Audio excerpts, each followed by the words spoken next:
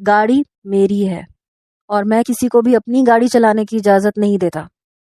یہ کہہ کے اس نے میرا ہاتھ چھوڑ دیا۔ کہنے لگا چلی جاؤ یہاں سے اور آئندہ میرے کمرے میں مت آنا۔ عجیب سا شخص تھا۔ جب سے میں اپنے ماموں کے گھر رہنے آئی تھی تب سے ان کا یہ سوتیلا بیٹا میری عقل سے باہر تھا۔ میرے ماموں شہباز نے بیوی کے انتقال کے بعد کافی سال ایسے ہی گزار دیے تھے، یہاں تک کہ سعد 20 سال کا ہو چکا تھا جب ہمیں یہ پتہ چلا کہ ماموں نے ایک ایسی عورت سے شادی کی ہے جس کا پہلے سے ایک جوان جہان بیٹا ہے، اور وہ بھی اپنی ماں کے ساتھ جہیز کے طور پر ماموں کے گھر ہی آیا ہے۔ تو میرے لیے یہ بات کافی حیران کن تھی۔ بہرحال اس وقت میں اپنے والدین کے ساتھ دبئی میں رہتی تھی اور ابھی 15 دن پہلے ہی میں پاکستان آئی تھی۔ سعد ہی مجھے ایئرپورٹ پر لینے آیا تھا۔ جب گاڑی ڈرائیو کرتے ہوئے میں نے اس سے پوچھا کہ ماموں کو اس عمر میں یہ سب کیا سوجھا، تو میرے سوال پر اس نے کندھے اچکائے۔ کہنے لگا ان کی اپنی زندگی ہے، جو چاہے کر سکتے ہیں۔ میں نے کہا تمہیں یہ سب عجیب سا نہیں لگا؟ کہنے لگا نہیں، آنٹی اچھی خاتون ہے، میرا بہت خیال رکھتی ہے، مجھے اس بات پہ کوئی اعتراض نہیں ہے۔ سعدی کا یہ لاپرواہ انداز میری سمجھ سے باہر تھا۔ ہم دونوں ایک ساتھ ہی پڑھتے تھے، ایک دوسرے کے ساتھ دوستی بہت اچھی تھی۔ جب میں گھر گئی تو واقعی زینت آنٹی بہت نرم اور اچھے مزاج کی خاتون تھی، بہت پیار کرنے والی، خیال رکھنے والی، لیکن اتنا ہی اکڑو، بدتمیز اور جنونی ان کا بیٹا تھا۔ اس کی آنکھوں میں ہر وقت نفرت اور جنون بھرا رہتا تھا۔ پتہ چلا کہ زینت آنٹی ماموں کے پڑوس میں ہی رہتی تھیں، وہیں سے ان کی آپس میں محبت کا سلسلہ شروع ہو چکا تھا، لیکن زینت آنٹی کا بیٹا اس شادی کے بالکل خلاف تھا۔ اس کے باوجود انہوں نے میرے ماموں شہباز سے شادی کی۔ اس کے بعد دونوں گھروں کے درمیان دیوار کو اس دن ہٹا دیا گیا تھا جب سے ماموں کا نکاح زینت آنٹی سے ہوا تھا۔ دونوں کے گھر اب ایک ہو چکے تھے، لیکن ابھی بھی نویز نے میرے ماموں کو کبھی باپ نہیں سمجھا تھا، حالانکہ زینت آنٹی سعد سے بالکل ماں کی طرح پیار کرتی تھی۔ نویز اپنے کمرے میں کسی کی بھی دخل اندازی برداشت نہیں کرتا تھا، نہ وہ شہباز ماموں کی عزت کرتا تھا، لیکن اسی بات پر زینت آنٹی سے ہر وقت ڈانٹ بھی کھاتا تھا۔ پتہ نہیں کیوں جب پہلی بار میں نے اسے دیکھا تھا تو اس کی آنکھوں میں موجود نفرت اور جنون کو دیکھ کر میں گھبرائی تھی، کیونکہ مجھے جنونی لوگوں سے بہت خوف آتا تھا، ڈر لگتا تھا۔ پہلی بار جب ہم ڈائننگ ٹیبل پہ کھانا کھا رہے تھے تو وہ اپنے کمرے سے باہر آیا، لاپرواہی سے کرسی کھینچی اور بیٹھ گیا۔ پھر ملازمہ کو زور زور سے پکارنے لگا، کہنے لگا میں نے تم سے کہا تھا نا کہ میرے لیے شامی کباب ضرور بنانا، کہاں ہے وہ؟ میں نے کباب لازمی کھانے ہیں۔ ملازمہ کہنے لگی چھوٹے صاحب آج مہمان گھر آئے تھے، اس لیے کھانا سب مہمانوں کی پسند کا بنا ہے۔ اور یہ سچ تھا، ڈائننگ ٹیبل پر ہر چیز میری پسند سے پکی ہوئی رکھی تھی۔ زینت آنٹی کہنے لگی تم یہ بریانی کھا لو، یہ بھی بہت مزے کی ہے اور تمہیں پسند ہے، لیکن اس نے پلیٹ پکڑ کے پیچھے کو پٹخ کے پھینکی اور فوراً کھڑا ہو گیا۔ کہنے لگا جس کے لیے پکائی ہے اسی کو کھلائے۔ بدتمیزی سے کہتا ہوا وہ اپنے کمرے میں جا چکا تھا اور میں تو اگلا نوالا ہی لینا بھول گئی تھی۔ آنٹی اسے پکارتی رہ گئی، لیکن وہ اپنے کمرے میں جا کے زور سے دروازہ بند کر چکا تھا۔ شہباز ماموں نے ماتھے پہ بل ڈالے، کہنے لگے زینت تم کھاؤ، وہ ابھی ٹھیک ہو جائے گا، بھوک لگے گی تو کھانا بھی کھا لے گا، ہر وقت اس کی پرواہ کرتی ہو اس لیے اس کا دماغ خراب ہو چکا ہے۔ اس سے پہلے کہ زینت آنٹی اپنی کرسی سے اٹھ کر کھڑی ہوتی اور نویز کے کمرے میں جاتی، شہباز ماموں نے ان کا ہاتھ پکڑ لیا اور پھر دوبارہ سے انہیں کرسی پہ بٹھا دیا، پھر اپنے ہاتھ سے نوالے بنا کے انہیں کھلانے لگے۔ زینت آنٹی ماموں کے ہاتھ سے کھانا تو کھا رہی تھیں، یہ بھی کہہ رہی تھیں کہ آپ ٹھیک کہہ رہے ہیں، لیکن پھر بھی نظریں نویز کے کمرے کی جانب تھیں، کیونکہ وہ جانتی تھیں کہ وہ کچھ نہیں کھائے گا، اور ایسا ہی ہوا تھا، اس نے کچھ نہیں کھایا تھا۔ دوسرا مسئلہ یہ تھا کہ سعد کو جو چیز اچھی لگتی تھی وہ نویز اپنے لیے خرید لیتا تھا۔ وہ ابھی بھی اپنے باپ کے آفس میں جاتا تھا اور اپنی ہی گاڑی استعمال کرتا تھا۔ وہ اپنے کمرے میں کسی کو بھی گھسنے نہیں دیتا تھا۔ اس کا کمرہ کافی بڑا اور کشادہ تھا، اور ایک کمرے کے اندر ہی دوسرا کمرہ تھا۔ دوسرے کمرے میں کیا تھا کیا نہیں یہ کوئی نہیں جانتا تھا، یہاں تک کہ ملازمہ کو بھی اس کمرے میں جانے کی اور صفائی کرنے کی اجازت نہیں تھی۔ وہ کمرہ ہمیشہ لاک رہتا تھا۔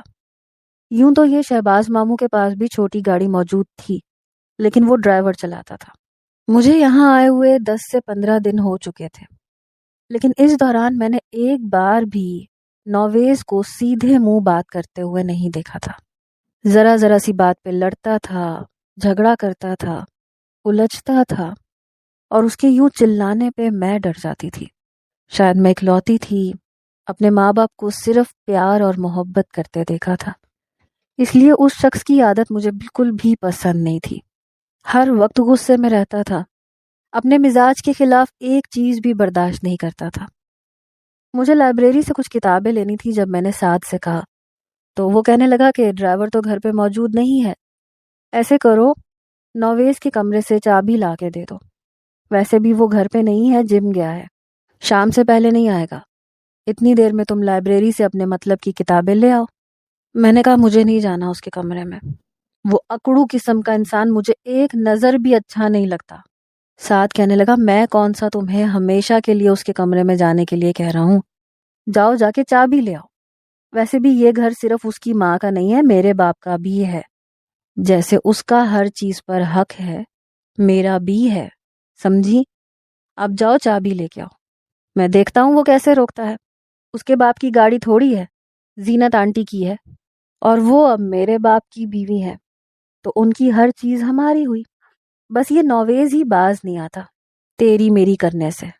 میں نے کہا یہ تم لوگوں کا آپس کا معاملہ ہے، میں کیوں اس کے کمرے میں جاؤں؟ وہ کہنے لگا مت جاؤ، لائبریری بھی تم ہی نے جانا ہے، میں نے تو نہیں جانا۔ پتہ نہیں کیوں میں اس کے کمرے میں جانے سے گھبرا رہی تھی۔ پھر میں نے سوچا کہ ابھی وہ جم گیا ہے، کافی دیر سے ہی واپس آتا ہے، میں نے سوچا کہ 2 گھنٹے سے پہلے تو نہیں آئے گا، لیکن میری شامت آئی تھی جو میں اس کے کمرے سے چابی لینے چلی گئی، اور وہ پہنچ گیا۔ میں ڈرتے ہوئے اس کے کمرے میں چابی لینے آئی تھی۔ باہر آئی تو سعد مجھے غصے سے دیکھ رہا تھا۔ میں نے کہا میں نے تمہیں پہلے بھی کہا تھا مجھے نہیں جانا اس کے کمرے میں۔ وہ کہنے لگا رکو، دیکھو رات کو میں اس کا کیا تماشا بناتا ہوں۔ میں نے کہا کیا مطلب ہے تمہارا؟ کہنے لگا یہ اپنے آپ کو سمجھتا کیا ہے، ہر چیز پہ اس کا حق نہیں ہے۔ میں نے کہا سعد میری وجہ سے تمہیں کچھ بھی ایسا کرنے کی ضرورت نہیں ہے۔ وہ کہنے لگا تم بس چپ رہو۔ رات کو جب شہباز ماموں گھر آئے تو سعد سیدھا ان کے کمرے میں گیا۔ پتہ نہیں ان کی آپس میں کیا بات ہوئی، لیکن جب زینت آنٹی کمرے سے باہر آئیں تو بہت غصے میں تھی، سیدھا نویز کے کمرے میں گئی۔ وہ اس سے کہنے لگی گاڑی کی چابی ادھر دو، میں نے تمہیں خرید کے دی تھی۔ وہ کہنے لگا کیوں دوں، وہ میرے باپ کے پیسوں سے آئی ہے۔ یہ کہنا تھا کہ زینت آنٹی نے اس کے منہ پہ تھپڑ دے مارا۔ کہنے لگی اس طرح کی باتیں کر کے تم کیا ثابت کرنا چاہتے ہو؟ وہ کہنے لگا یہ ثابت کرنا چاہتا ہوں کہ مجھے نفرت ہے آپ کے شوہر سے، اس کے بیٹے سے اور اس کے رشتہ داروں سے۔ وہ کہنے لگی چلو معافی مانگو امامہ سے، تم نے بدتمیزی کی ہے اس کے ساتھ۔ لیکن وہ انکار کر رہا تھا، اور سعد اس وقت میرے پاس ہی کھڑا تھا، مسکرا رہا تھا۔ میں نے جب اس کی طرف دیکھا تو کہنے لگا دیکھا اب یہ سیدھا ہو جائے گا، کیسا زوردار تھپڑ پڑا ہے اس کے منہ پہ۔ میں نے کہا تم یہ سب میری وجہ سے کیوں کروا رہے ہو؟ دیکھو مجھے اس مسئلے میں مت پھنساؤ، میں نے کبھی نہیں کہا کہ نویز مجھ سے معافی مانگے۔ سعد کہنے لگا کزن چل کرو، کچھ نہیں کہے گا تمہیں، دیکھنا کیسے معافی مانگتا ہے، اس کی اکڑ ایسے ہی ٹھکانے آئے گی۔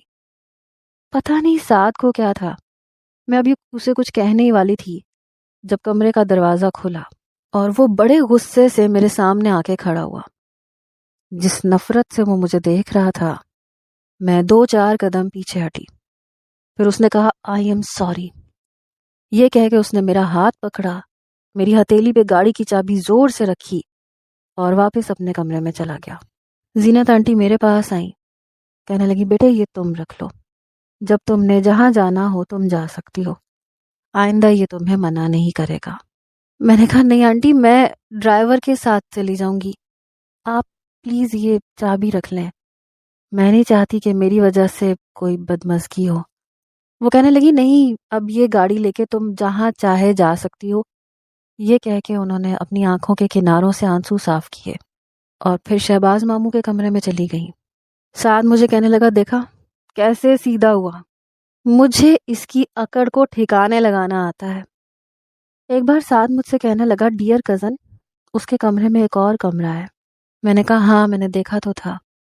کہنے لگا پتہ نہیں اس کمینے نے اس میں کیا خزانہ چھپا رکھا ہے، کسی ملازم کو بھی جانے نہیں دیتا۔ میں نے کہا تم نے کیا کرنا ہے؟ کہنے لگا مجھے دیکھنا ہے، اس کمینے نے ایسا کیا رکھا ہوا ہے۔ میں نے کہا یہ اس کی اپنی پرائیویسی ہے، تم کیوں اس کے اندر گھسنے کی کوشش کرتے ہو؟ وہ ویسے ہی اتنا بدتمیز ہے۔ وہ میرے پاس آ کے بیٹھ گیا، کہنے لگا اگر تم چاہو تو اس بدتمیز کو تم اپنے قدموں میں جھکا سکتی ہو۔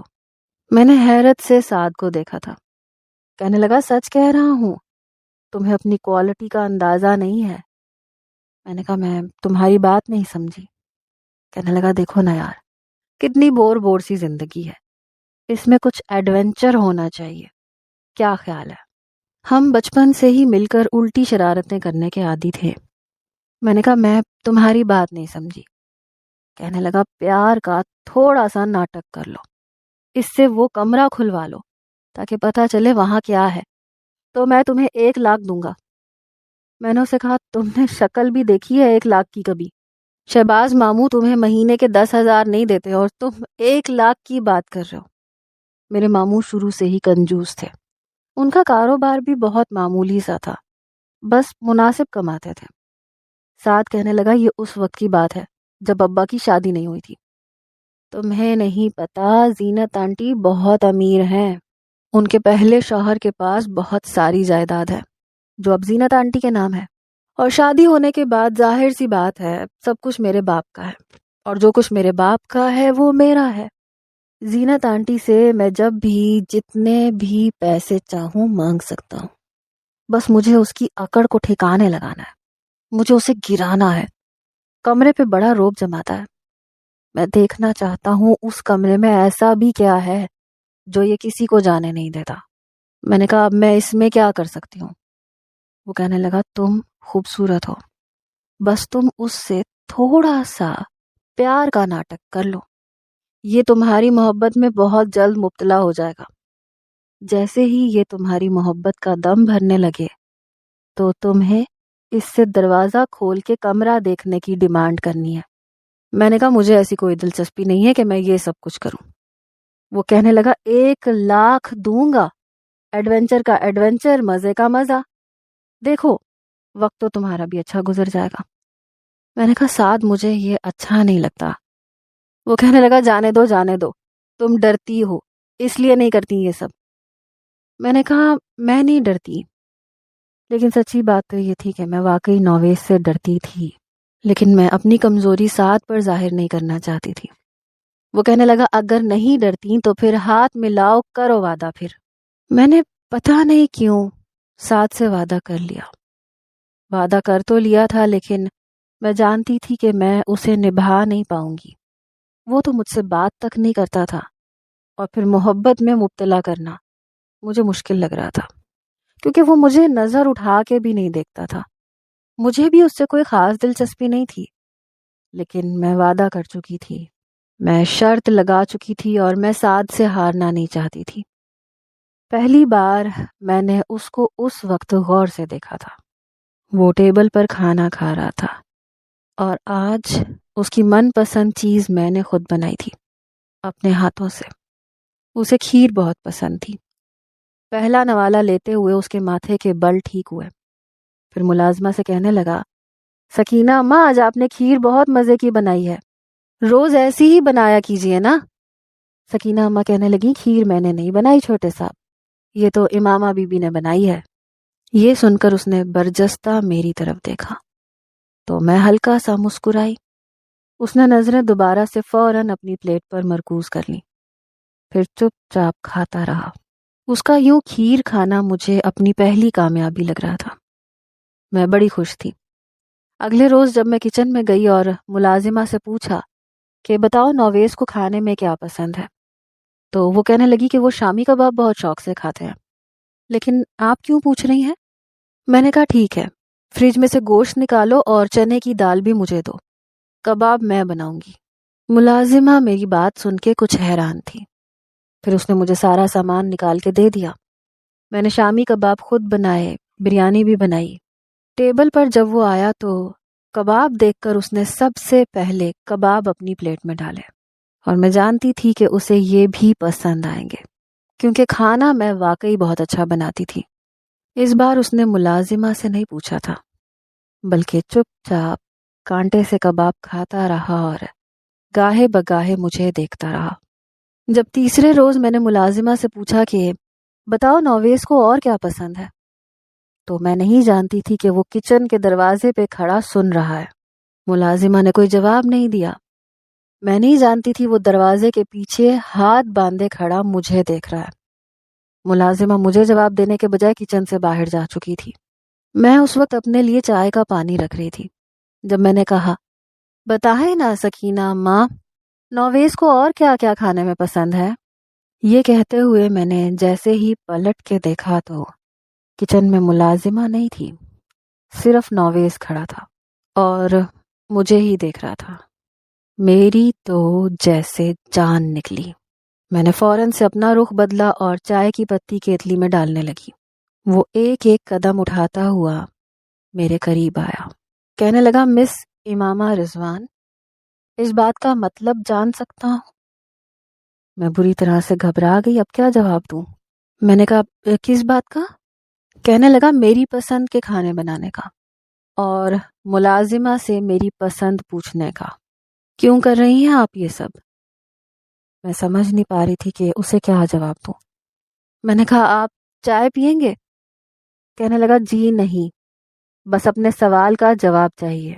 وہ میرے بالکل سامنے آ کے کھڑا ہو گیا، میری آنکھوں میں دیکھ رہا تھا اور میں اس سے نظریں چرا رہی تھی۔ میں نے کہا، بس ایسے ہی مجھے عادت ہے کھانا بنانے کی، شوق ہے مجھے۔ کہنے لگا، تو پھر سعد کی پسند کا کیوں نہیں بناتی؟ وہ تو تمہارا کزن ہے، میں تو کچھ نہیں لگتا۔ میں نے کہا، یہ آپ کی سوچ ہے، آپ میرے کزن ہی لگتے ہیں، آپ سعد کے بھائی ہیں۔ کہنے لگا، میں اس کا سگا بھائی نہیں ہوں۔ میں نے کہا، رشتے بنانے سے بنتے ہیں مسٹر نویز، آپ کو رشتوں سے لگاؤ نہیں ہے تو الگ بات ہے، لیکن میں آپ کو ویسا ہی سمجھتی ہوں جیسا سعد کو۔ وہ کہنے لگا، اس کی پسند کی تو کبھی کوئی چیز نہیں بنائی، بس میری پسند کی ہی کیوں روز بنا رہی ہے، میں سمجھ نہیں پا رہا ہوں۔ میں نے کہا، یہ تو آپ کو خود سوچنا چاہیے، میں اب اپنے منہ سے کیا کہوں؟ یہ کہہ کے میں نے چائے اپنے کپ میں ڈالی اور کچن سے باہر نکل گئی، پھر سیدھی اپنے کمرے میں آئی۔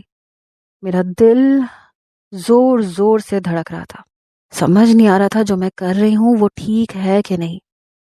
بہرحال اگلے روز جب میں نے نویز کی پسند کی چیز بنا کے ٹیبل پہ رکھی تو اس نے وہ نہیں کھائی، حالانکہ میں منتظر تھی کہ وہ کھائے، لیکن اس نے دوسرا سالن کھایا، حالانکہ میں نے پورے 3 گھنٹے لگا کے اس کے لیے گاجر کا حلوہ بنایا تھا، لیکن اس نے چکھا تک نہیں۔ میرا دل بجھ کے رہ گیا، اتنی محنت کا مجھے کوئی فائدہ نہیں ہوا۔ میں نے ٹھیک سے کھانا بھی نہیں کھایا، اٹھ کے اپنے کمرے میں چلی گئی۔ اس وقت تو میں کمرے میں چلی گئی، لیکن رات کو 1 بجے مجھے پھر سے بھوک لگنے لگی، تو میں نے سوچا میں اس کے لیے بھلا کیوں بھوکی رہوں، میں کون سا سچ مچ اس سے محبت کرتی ہوں، میں تو صرف ایک ڈرامہ کر رہی ہوں۔ میں کچن میں گئی، اوون میں کھانا گرم کیا، ٹیبل پہ بیٹھ کے کھانے لگی، جب ایک دم سے کچن کی لائٹ چلی، سامنے نویز تھا۔ اسے دیکھ کے میں نے ماتھے پہ بل ڈالے اور غصے سے کھانا کھانے لگی۔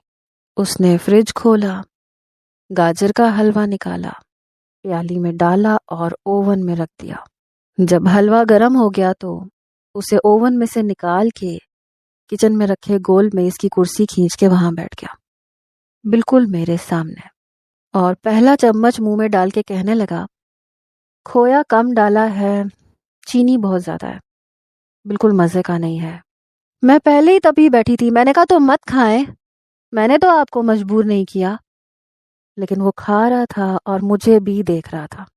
میں نے جلدی سے کھانا ختم کیا، پلیٹیں رکھتے ہی میں کچن سے باہر جانے لگی تو کہنے لگا، امامہ 2 منٹ رکو۔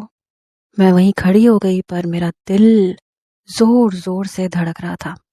وہ میرے پاس آیا، کہنے لگا میرا نقص نکالنا تمہیں برا لگ رہا ہے؟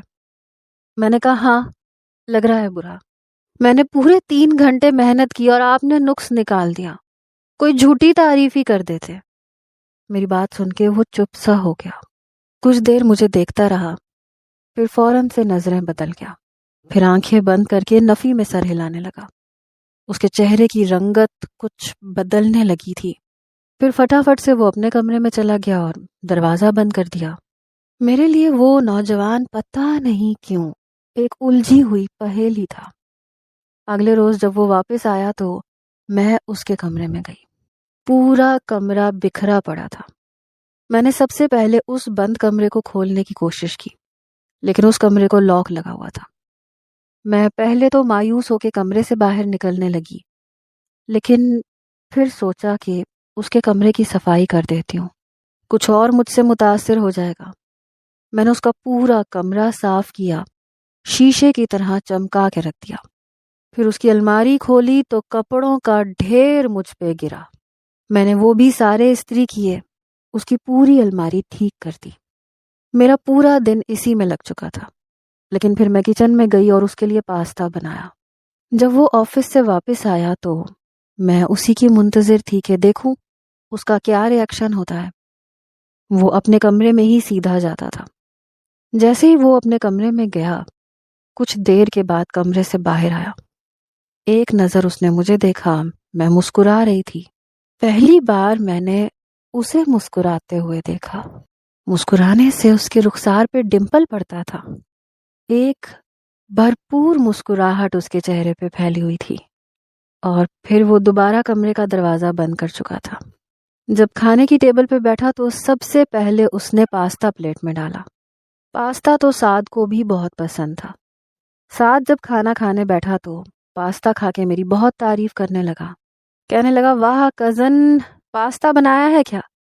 پھر اس نے جیسے ہی پاستے کا باؤل اٹھانا چاہا تو نویز نے باؤل پکڑا اور اپنی طرف رکھ لیا، کہنے لگا یہ میں کھاؤں گا، اور میں آج کھانا نہیں کھاؤں گا، میں یہی کھاؤں گا۔ یہ دیکھ کر سعد نے اسے غصے اور حیرت سے دیکھا، پھر اپنا کھانا کھانے لگا۔ لیکن اسی رات سعد نے مجھ سے کہا کہ امامہ نویز تمہارے لیے صرف ایک شرط ہونا چاہیے، تم اسے کبھی بھی اپناؤ گی نہیں۔ میں نے کہا میرا ایسا کوئی ارادہ بھی نہیں ہے، جس قدر وہ غصے کا تیز ہے مجھے ڈر لگتا ہے اس سے۔ میں تو صرف تم پہ یہ جتانا چاہتی ہوں کہ امامہ کچھ بھی کر سکتی ہے۔ میں ابھی یہ کہہ ہی رہی تھی کہ سعد نے میرا ہاتھ پکڑ لیا، کہنے لگا میں بہت جلد بابا سے کہنے والا تھا کہ پھپھو سے تمہارا ہاتھ مانگ لے۔ سعد کی بات نے مجھے حیران کیا تھا۔ میں نے کہا کیا مطلب تمہارا؟ کہنے لگا تمہیں سمجھ میں نہیں آتا، محبت کرتا ہوں تم سے، شادی کرنا چاہتا ہوں تم سے۔ سعد کی بات سن کر میں حیران ہوئی تھی۔ وہ کہنے لگا کیوں، کیا ہوا؟ کیا میں تم سے محبت نہیں کر سکتا؟ آنکھیں پھاڑ پھاڑ کے کیا دیکھ رہی ہو؟ ہم دونوں بچپن سے دوست ہیں اور ساری زندگی ایسے ہی انجوائے کر کے ایڈونچر کر کے گزار سکتے ہیں۔ میں نے کہا میں نے اس بارے میں کچھ سوچا نہیں ہے۔ سعد کہنے لگا نہیں سوچا تو اب سوچ لو۔ آج مجھے بہت برا لگا جب نویز نے تمہارے ہاتھ کا بنا ہوا پاستا مجھے کھانے نہیں دیا۔ وہ تو یوں کھا رہا تھا جیسے اسی کا حق ہے۔ پہلی بار ایسے لگا کہ کچھ اندر سے ہوا ہے، برا لگا ہے۔ یہ کہہ کے سعد نے میرا ہاتھ پکڑا، کہنے لگا بس اب اس ڈرامے بازی کو جلدی ختم کرو، میں یہ ڈرامہ مزید نہیں چلانا چاہتا۔